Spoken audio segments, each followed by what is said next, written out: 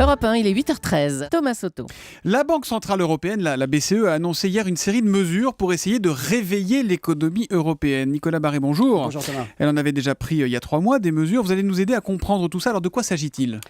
Si vous voulez, on va dire les choses comme ça. On a un grand malade qui est l'économie européenne avec de multiples pathologies qui a besoin de traitements longs, compliqués, etc. Et ça, c'est le job des gouvernements. Ce sont les fameuses mesures structurelles. Ça, c'est le traitement de fond. Mais oui, voilà. Et puis, mais là, tout de suite, le malade a besoin d'être réanimé. Et ça, c'est le job de la Banque centrale. L'urgentiste, la BCE, sauve SAMU, le malade. quoi. Elle ne traite pas le malade. Exactement, c'est le SAMU. Et c'est exactement ce qu'a dit d'ailleurs l'Italien Mario Draghi, le président de la BCE, hier. Alors qu'est-ce qu'elle fait ? Qu'est-ce qu'elle administre comme traitement de choc ? Qu'est-ce qu'il administre ce SAMU, cette BCE ? Ce qu'elle peut faire, c'est éviter que le malade tombe dans le coma. Le coma, c'est quoi ? C'est la croissance zéro, on y est. Et puis, c'est surtout ce que les économistes appellent la déflation, c'est-à-dire les prix baissent, plus personne n'achète rien, plus personne n'investit, etc. Donc, il faut absolument sortir de ça.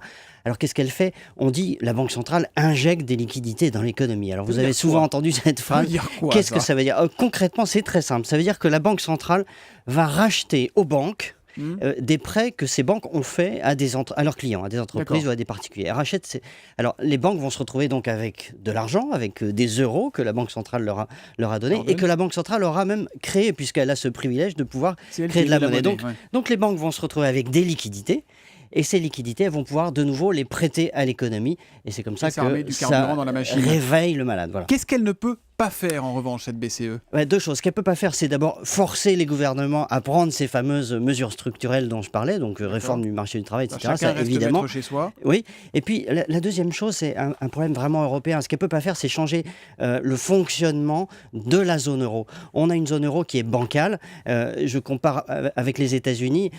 Les États-Unis, c'est une union monétaire, si vous voulez, depuis le 19e siècle avec le dollar. Donc quand il y a des États américains qui vont pas très bien et que d'autres sont plus dynamiques, il y a des transferts entre ces États. En Europe, ça n'existe pas. Il n'y a pas de transfert d'un pays à l'autre. La BCE ne peut rien contre ça. Elle ne peut pas, par exemple, forcer des pays qui vont bien investir, comme l'Allemagne, pour aider les autres. Donc, ce qu'il faut, c'est résoudre ces deux problèmes. Et ça, c'est aux leaders politiques de le faire, de prendre ce sujet à bras-le-corps. Ça devrait être d'ailleurs, la réforme de la zone euro, le grand projet des leaders politiques de Merkel, de François Hollande. Malheureusement, ils ne s'en chargent pas tellement en ce moment. Avec la baisse des taux vont baisser pour les particuliers sur les crédits encore ou pas ? Ah oui. Ça, c'est une bonne nouvelle aussi pour eux. Exactement. Bon, très bien. L'édito éco de Nicolas Barré, directeur de la rédaction des Échos, tous les matins à 8h10 sur Europe 1. À lundi, Nicolas. À lundi.